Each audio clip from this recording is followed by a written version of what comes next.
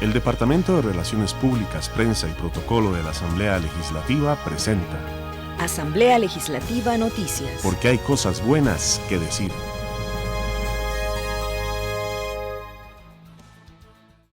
Diputados plantean serias dudas en torno al crédito por 504 millones con el Fondo Monetario Internacional.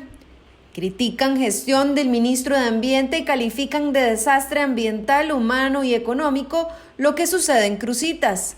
Comisión de la Caja Costarricense del Seguro Social cambió de criterio en 5 días para dejar participar a oferente en licitación de mascarillas. Vamos al detalle de las informaciones. Luis Paulino Méndez, presidente del Consejo Nacional de Rectores, insistió que el proyecto de ley marco de empleo público roza con el artículo 84 de la Constitución Política. Así lo hizo ante los diputados de la Comisión de Gobierno y Administración que estudian el expediente 21.336. Según el funcionario, se estaría violentando la autonomía universitaria si se aprueba este proyecto. La síntesis que me queda de la intervención de ustedes, obviamente va en la línea de que el CONARE estaría planteando excluir de este expediente toda la regulación referida a las universidades. O sea, la conceptualización del expediente en donde las universidades conforman una familia, eso no está siendo apoyado por ustedes. Sí, efectivamente. En tanto la Constitución política esté vigente, nosotros consideramos que no debemos estar en la lista taxativa de las instituciones que están en el alcance de este proyecto de ley. El diputado Luis Fernando Chacón de Liberación Nacional consultó sobre el crecimiento de los salarios en el área administrativa de las universidades públicas. Pero también es cierto que hay diferencias notables que se dan a nivel universitario de puestos administrativos que no necesariamente tienen que ver con el ejercicio de la cátedra, sino con la función administrativa de extraordinarios funcionarios universitarios que no lleva ningún demérito la preocupación que se ha manifestado, pero sí, por ejemplo, que ha marcado diferencias muy notables en puestos muy parecidos o iguales, con salarios muy distintos. Es una preocupación que se ha venido arrastrando y que no tiene nada que ver con el ejercicio de la cátedra o de la parte docente, pero sí en el manejo de las planillas en el sector administrativo. Ustedes podrían también darnos un aporte de cómo poder controlar el gasto a nivel universitario en materia de salarios en el sector administrativo, don Paulino. Históricamente se maneja una carrera profesional, tanto en la academia como en el personal de apoyo. Esa carrera profesional es la que ha permitido que compañeros de apoyo a la academia escalen a salarios relativamente altos, si lo vamos a comparar con los salarios fuera de la institución. Ese tema, en este momento, y aplicando el título tercero, prácticamente ya se estabiliza porque se llevaron a valor absoluto los pluses que teníamos con respecto a la base salarial del 1 de julio de 2019. El funcionario también insistió en que crear un salario único desincentivaría a los buenos profesionales para que estos se dediquen a ser docentes universitarios. Además, el rector señaló que desde el CONARE le presentaron una propuesta a Mideplan para crear un proyecto especial para regular el empleo público donde solo se regulen las entidades autónomas, como las municipalidades, la Caja Costarricense del Seguro Social y las universidades estatales. El financiamiento rápido con el Fondo Monetario Internacional por $504 millones continuó su discusión en el plenario legislativo. Este crédito sería utilizado como apoyo presupuestario para la atención de la emergencia del COVID-19. La propuesta se tramita bajo el expediente 22.018. Este proyecto de ley no es deuda nueva. La deuda ya la aprobó la Asamblea Legislativa cuando aprobó los presupuestos. Este proyecto de ley es decidir si ustedes quieren cobrarle a los costarricenses 5% de interés por esa deuda o 1.5 1.55%. Este proyecto lo que nos permite es pagar lo mismo que íbamos a pagar, financiar lo mismo que íbamos a financiar, pero a una tasa menor. Si nosotros aprobamos este proyecto, el Estado costarricense se podría estar ahorrando 100 mil millones de colones de aquí al 2024. Esto según las estimaciones del Ministerio de Hacienda. El principal cuestionamiento a este empréstito tiene que ver con que el gobierno no tiene clara una agenda para reactivar la economía. Es que no podemos quedarnos sin exigir una y otra vez que podamos discutir con nombre y apellido, con acciones claras, cómo vamos a pagar los nuevos empréstitos y cómo construiremos el futuro de las finanzas públicas. A eso se refiere esta Asamblea Legislativa cuando insiste una y otra vez en un plan de acción.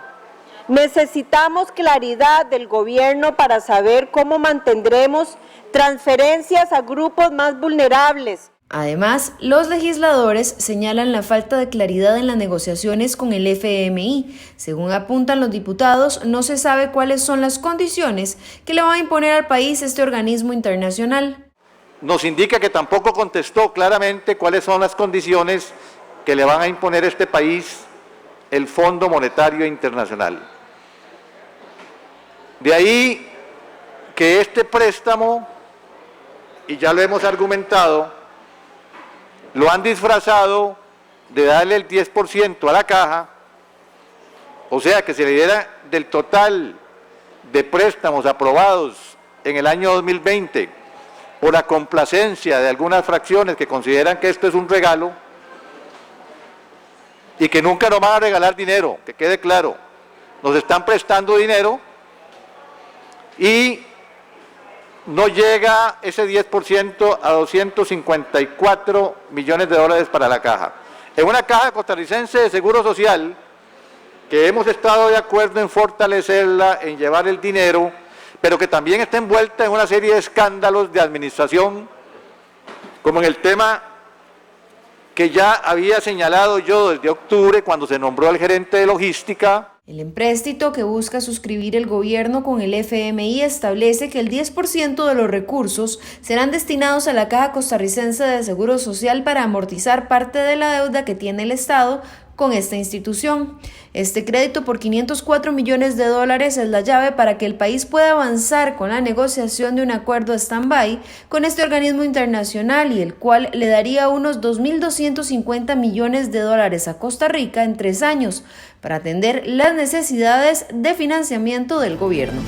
Los diputados criticaron la gestión que ha realizado el ministro de Ambiente, Carlos Manuel Rodríguez, en Cruzitas de Cutris de San Carlos, donde diariamente se detienen personas extrayendo oro de forma ilegal en esta zona.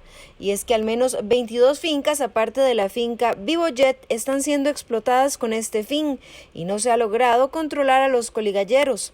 Durante su comparecencia ante el plenario legislativo, el jerarca aseguró que lo que ocurre en Cruzitas no es un desastre ambiental, lo que causó la molestia de los legisladores. Sinceramente, me llena de mucha desconfianza la forma en que usted ha administrado el MINADE durante estos 2 años y un poco más de gobierno. Dice que no comparte con la Dirección General de Minas del Ministerio de Ambiente por razones ideológicas. A mí me parece que cuando un ministro se nombra debe dejar de lado los temas de carácter ideológico y trabajar por el país con base en la ciencia de los datos. A mí me preocupó mucho, ministro, que usted no me haya dicho al final cuántos árboles de almendro amarillo fueron derribados. En la última pregunta yo quise conocer, ministro, cuántos eran los túneles que se habían perforado a través de la dinamitación y usted no me lo supo dar, me dio una explicación ambigua, muy llena de complementos directos, indirectos y circunstanciales y no me respondió con sujeto, verbo y predicado como yo lo esperaba. Y señor ministro, en realidad dice usted que Cruzitas no es un desastre ambiental. Yo creo que usted tiene la razón. Cruzitas no es solo un desastre ambiental, es también un desastre económico, social y un desastre humano. Yo siento que he procedido consecuentemente y creo y recalco una vez más que esto no es un tema de personas, son instituciones, y de ahí la importancia de ese fortalecimiento institucional que hemos venido desarrollando en diferentes direcciones en el Ministerio de Ambiente, y que pues la Dirección de Geología y Minas no está exenta a esa necesidad de ese esfuerzo, que es un esfuerzo conjunto entre el Ejecutivo y la Asamblea Legislativa. Los legisladores también reclamaron a Rodríguez por la contaminación con mercurio que tiene el agua en la localidad de Cutris y por la supuesta falta de criterio técnico para dinamitar los túneles en Cruzitas. ¿Cuántos kilos de mercurio entonces se han esparcido justamente en las fincas y en las zonas aledañas, que es de su cartera? Eso es de muy difícil determinación técnica y científica. Bueno. Porque no se lleva un monitoreo de cuánto. Hacer una actividad ilegal, señora diputada, no se lleva ningún monitoreo de el uso de estos tóxicos. Le informo que la Dirección de Geología y Minas de su ministerio en el 2019 estimó entre 27.8 y 55.7 toneladas de mercurio esparcidas en las zonas aledañas a Cruzitas. Ministro, ¿cuántas hectáreas están afectadas? Es una estimación lo que hace la Dirección de Geología y Minas, bueno, y es lo correcto. Una estimación perdón, señora diputada, le agradecería que me dejara contestar. Ministro. ¿Puedo contestar?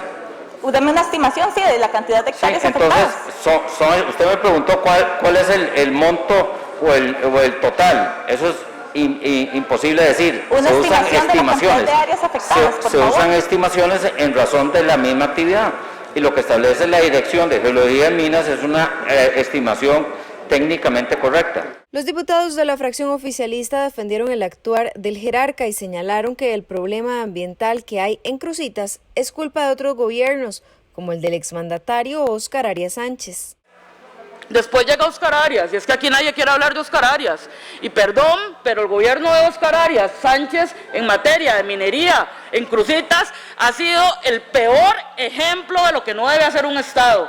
Y no lo digo yo, lo dice la Fiscala General de la República, que dijo que Óscar Arias elaboró un plan delictivo para satisfacer sus intereses personales.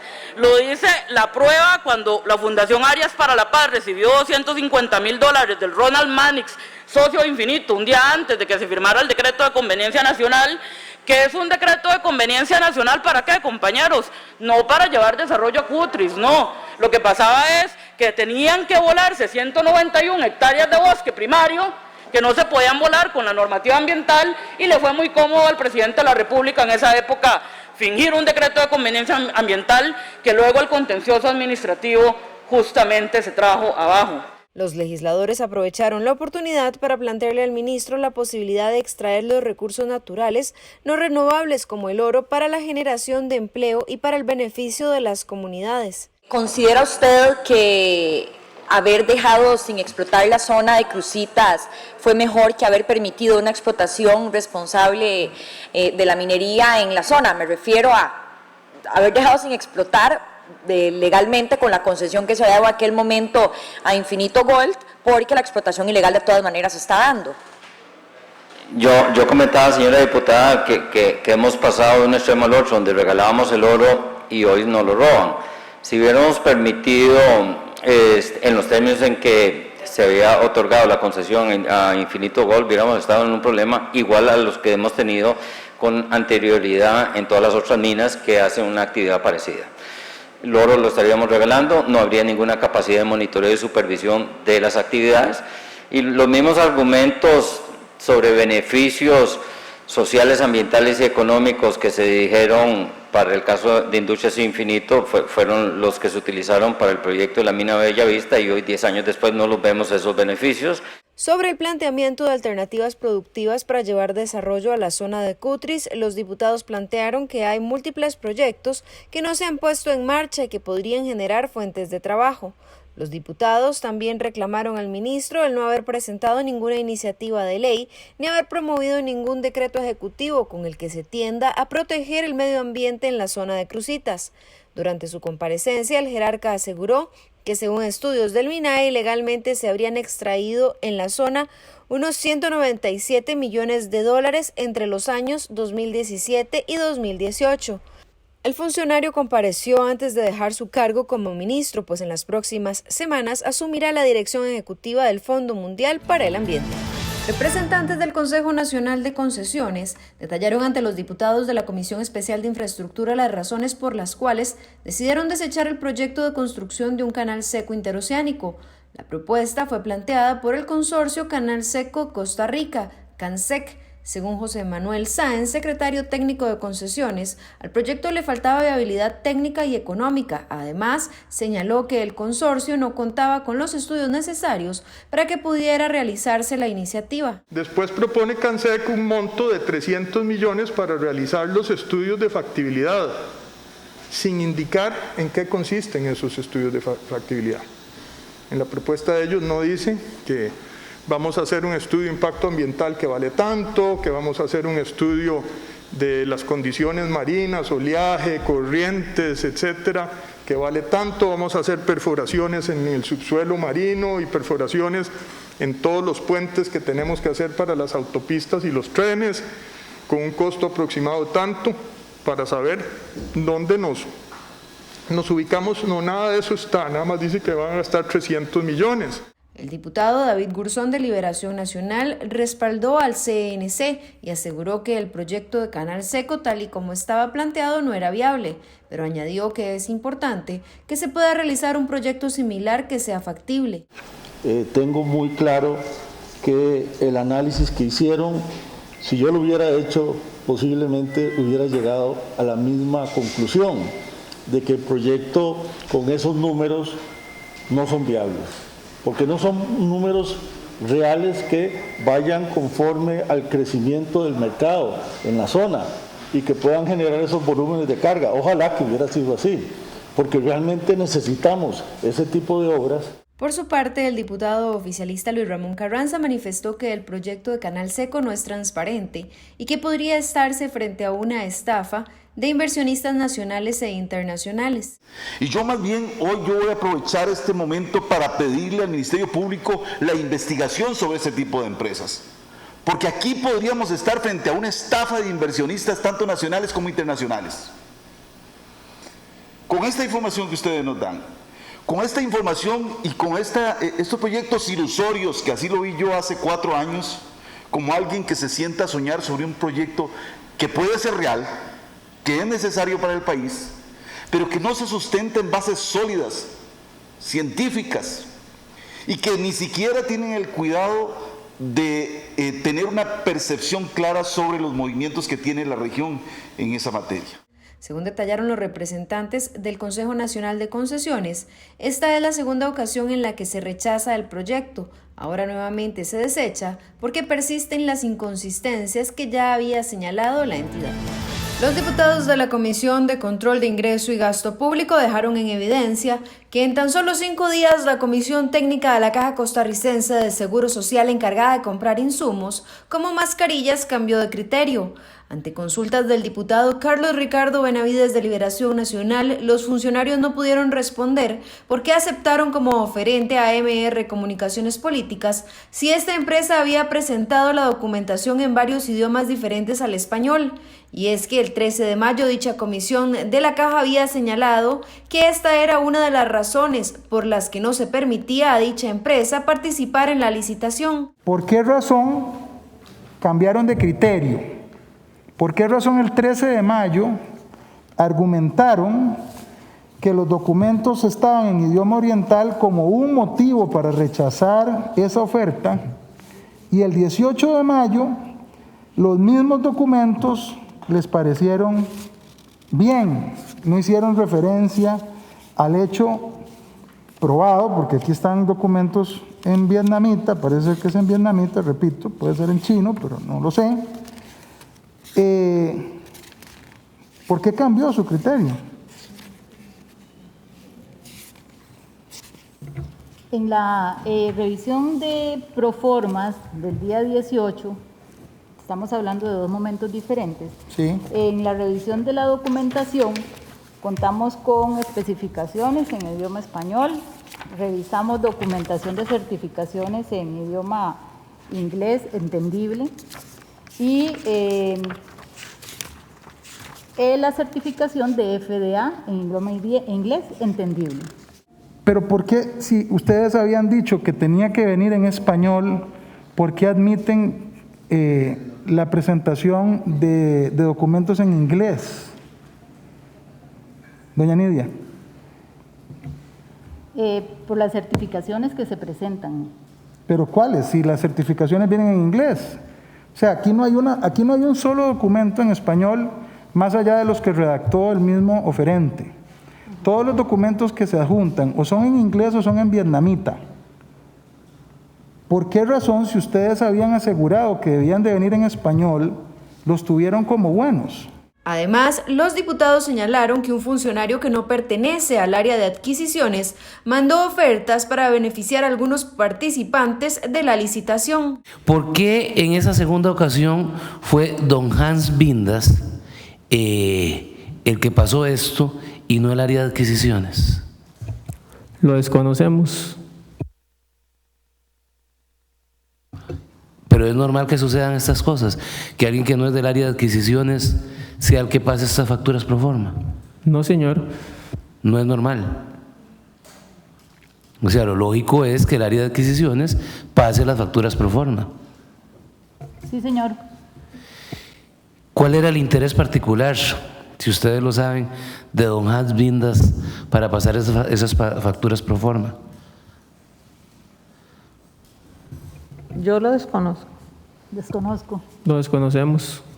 Esto, entonces, don Eric, lo que a mí me lleva a la conclusión es que don Hans, más que ser un asesor de la gerencia, es un ejecutivo de cuentas, ¿verdad? Él tiene como a cargo dos cuentas, las dos cuentas que hemos estado hablando aquí, la cuenta tanto de MR Comunicaciones como la cuenta de don David, porque no solamente interviene para que 3 días después o 5 días después estén analizando la comisión las dos cotizaciones de ellos, sino que además don Hans también le hace una gestión como buen ejecutivo de cuentas, ¿verdad? El día 29 de mayo le manda un correo a doña Laura, a doña Johanna Quiroz, a María Cristina, donde le solicita hacer un cambio de fabricante, justamente de la cuenta de don David, ¿verdad? A mí, al igual que usted, me queda la duda gigantesca de cuál es el rol realmente del señor Hans en la gerencia. Actualmente este caso está siendo investigado por la Fiscalía Adjunta de Probidad, Transparencia y Anticorrupción por presuntas irregularidades en la compra de mascarillas a proveedores inexpertos. El Departamento de Relaciones Públicas, Prensa y Protocolo de la Asamblea Legislativa presentó Asamblea Legislativa Noticias. Porque hay cosas buenas que decir. Si tiene alguna consulta sobre el Congreso, puede visitar el portal legislativo www.asamblea.go.cr. Además, puede seguir las transmisiones del plenario en dicha web a las 2:45 de la tarde de lunes a jueves. En YouTube somos Parlamento CR, en Facebook somos asamblea.legislativa.Costa Rica y en Twitter nos encuentra en @asambleacr.